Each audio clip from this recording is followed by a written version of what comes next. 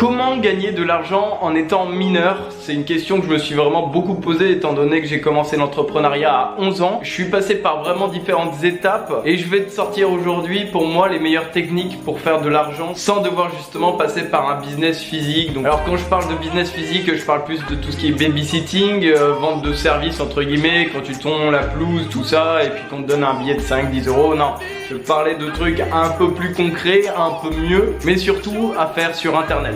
Donc cette vidéo elle se tourne vraiment pour les gens qui ont moins de 18 ans étant donné que il y a des business beaucoup plus rentables que cela. Mais sauf qu'à moins de 18 ans tu peux pas non plus te déclarer et faire des gros chiffres d'affaires comme faire du dropshipping, tout ça, etc. Tu m'auras compris.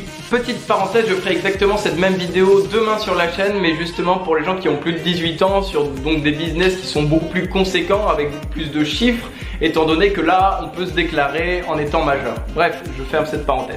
Le premier dont j'aimerais te parler, c'est vendre son expertise. Donc par exemple, tu as peut-être testé un jour ou l'autre les vidéos sur YouTube, ce qui a fait que tu as commencé à faire des montages vidéo, etc. etc.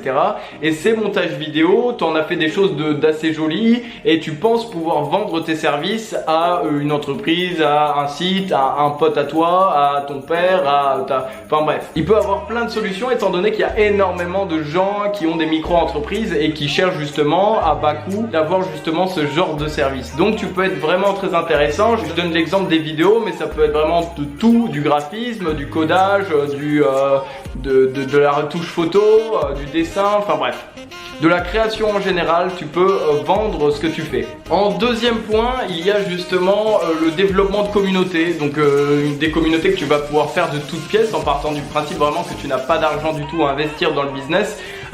Tu peux justement faire très facilement des communautés sur Facebook, sur YouTube, sur Instagram, donc en postant, en essayant de mettre en avant ton contenu, en communiquant avec des gens qui sont déjà sur cette niche, en invitant des amis à toi qui sont intéressés, je sais pas, par la K-pop, je dis ça comme ça, ou une autre niche de musique, de cuisine, etc. etc. Donc c'est un business, ma foi, qui peut être intéressant, mais qui est vraiment très long terme, c'est-à-dire que tu vas pas y arriver tout de suite. Mais le côté positif, on va pas se cacher, c'est que tu n'as pas du tout besoin d'argent dès le départ pour investir, pour faire ces communautés.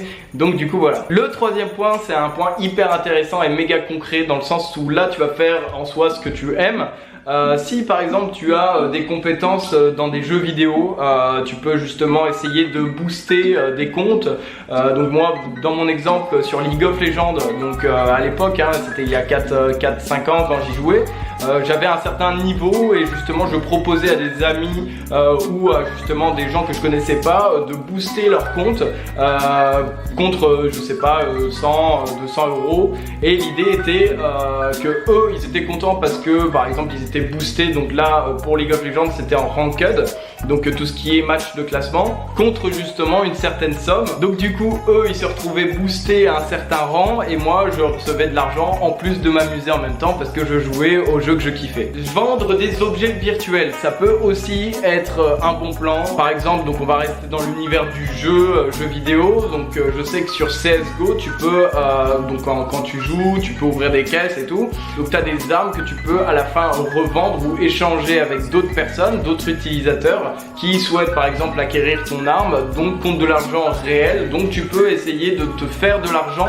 tout en jouant pareil hein, parce que ces armes là tu les as pas non plus en tournant les pouces, forcément on va pas se cacher. L'idée c'est que tu vas pouvoir réussir à te faire un petit argent de poche en vendant ce genre de contenu entre guillemets, si on peut appeler ça comme ça, à des amis à toi ou à des gens que tu connais pas du tout sur des forums, etc. Bon, cinquième point, je me lève un peu parce que j'en ai un peu marre d'être assis. C'est justement de vendre du coup des vêtements sur Vinted, sur ce genre de plateforme, donc qui sont des plateformes d'occasion, sur le Bon Coin, tout ça. Moi personnellement j'ai une petite préférence pour Vinted étant donné que tu peux réutiliser, revendre en fait des objets ou des vêtements surtout qui sont de tes parents, qui ne sont plus utilisés ou qui sont à toi. Et là du coup c'est super intéressant parce que ça te fait de l'expérience en soi dans le e-commerce. Les premières expériences de vente de textiles, etc., etc. Bref, voilà pour moi, j'espère que cette vidéo t'aura plu. Si c'est le cas, n'hésite pas à t'abonner sur la chaîne et à activer les notifications pour que je puisse te donner de nouveaux conseils et pour t'inspirer dans l'entrepreneuriat, etc. Donc tous ces conseils que je t'ai donnés, forcément, c'est pas pour gagner des 1000 et des 100, mais surtout pour gagner de l'argent de poche et pour te faire tes premières expériences en tant qu'entrepreneur en ayant moins de 18 ans.